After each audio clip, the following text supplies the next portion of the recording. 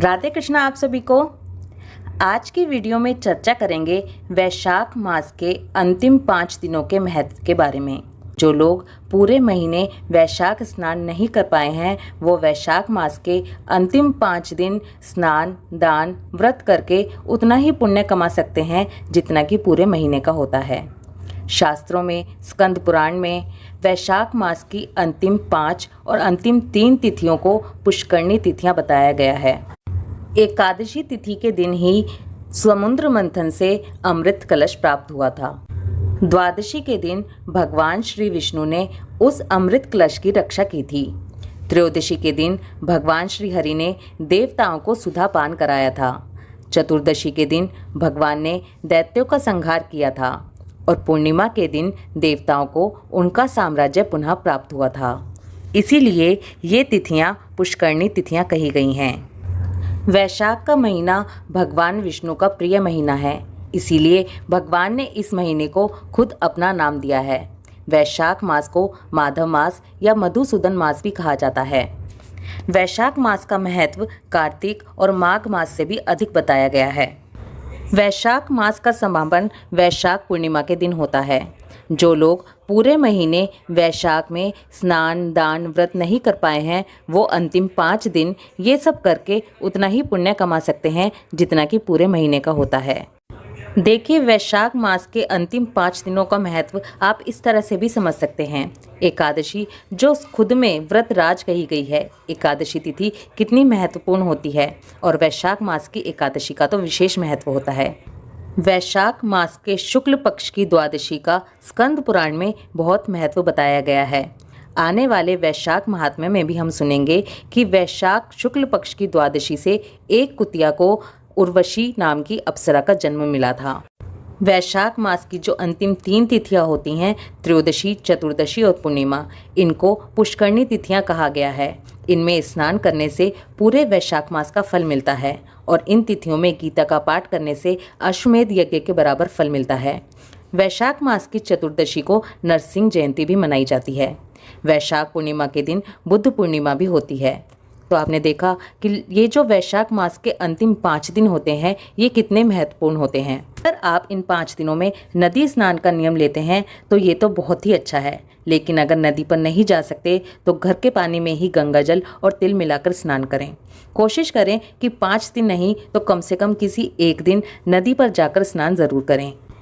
इन 5 दिनों में स्नान दान और व्रत के नियम वैसे ही रहेंगे जो पूरे वैशाख मास में नियम लेने पर होते हैं। पूरे वैशाख मास के स्नान दान और व्रत के क्या नियम होते हैं इसकी वीडियो हमारे चैनल पर ऑलरेडी है, जिसका लिंक मैंने डिस्क्रिप्शन में दिया है। आप इन 5 दिनों का स्नान दान और व्रत का संकल्प ले सकते हैं और उसके बाद वैशाख पूर्णिमा पर जब आप उद्यापन कर रहे हैं तो आप उसका जो फल मिलेगा वो अपने पितरों को या जाने वाले के निमित्त भी दे सकते हैं, जिससे कि जाने वाले की आत्मा को शांति मिलती है। वैशाख स्नान व्रत के नियम पहले की वीडियो में बता चुकी हूँ, फिर भी यहाँ पर एक बार बता दूँ कि वैशाख में जो व्रत के नियम होते हैं उसमें दिन छिपने के बाद यानी कि सूर्य अस्त के बाद भोजन नहीं किया जाता। इसलिए आप अगर वैशाख स्नान में अब ये 5 दिनों में व्रत का नियम लेंगे तो उसमें सूर्य अस्त के बाद भोजन नहीं करेंगे। आपको ये 5 दिन जो व्रत करने हैं वो फलाहार करने हैं या अन्न खाकर करने हैं, ये पूरी तरह से आपके ऊपर डिपेंड करता है। अगर नमक का त्याग कर सकें तो ये बहुत ही पुण्य और फलदायी होता है। अब यहाँ पर थोड़ी सी बात उन लेडीज़ के बारे में करते हैं जिनको वैशाख मास के अंतिम 5 दिनों में नियम तो लेने हैं लेकिन उनके साथ पीरियड्स की प्रॉब्लम है।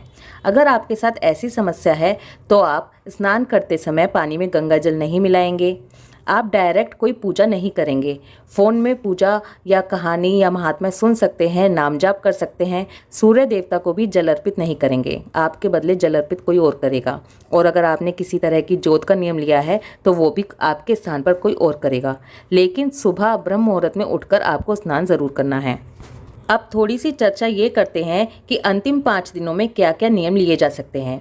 देखिए, सुबह उठकर ब्रह्म मुहूर्त में स्नान का नियम लिया जा सकता है, व्रत का नियम लिया जा सकता है। ऐसा नहीं है कि आप स्नान का नियम ले रहे हैं तो आपको व्रत करना ज़रूरी है, आप केवल स्नान का नियम भी ले सकते हैं। इसके अलावा रोज़ाना पक्षियों के लिए दाना डाल सकते हैं, चींटियों को आटा डाल सकते हैं, विष्णु सहस्त्रनाम के पाठ का नियम ले सकते हैं, विष्णु सहस्त्र नाम के पाठ का नियम वैशाख मास में बहुत उत्तम बताया गया है। विष्णु चालीसा के पाठ का नियम ले सकते हैं। इन 5 दिनों में भगवत महापुराण के पढ़ने या सुनने का नियम भी लिया जा सकता है। वैशाख मास में रोजाना पाप प्रशमन स्तोत्र को पढ़ना या सुनना चाहिए। पाप प्रशमन स्तोत्र का रोजाना पाठ करना या सुनने से हमारे पापों का नाश होता है। अगर आपने पूरे वैशाख मास पाप प्रशमन स्तोत्र नहीं सुना है तो अंतिम 5 दिनों में इसको सुनने का नियम ज़रूर लीजिए। आप रोज़ाना दान का नियम भी ले सकते हैं। दान आपको किस चीज़ का करना है, कितना करना है, ये सब पूरी तरह से आपकी श्रद्धा और सामर्थ्य पर डिपेंड करता है। भगवान विष्णु के मंदिर की परिक्रमा का नियम लिया जा सकता है। वैशाख मास में पीपल और तुलसा जी की पूजा का विशेष महत्व बताया गया है, तो आप इसकी पूजा का नियम भी ले सकते हैं।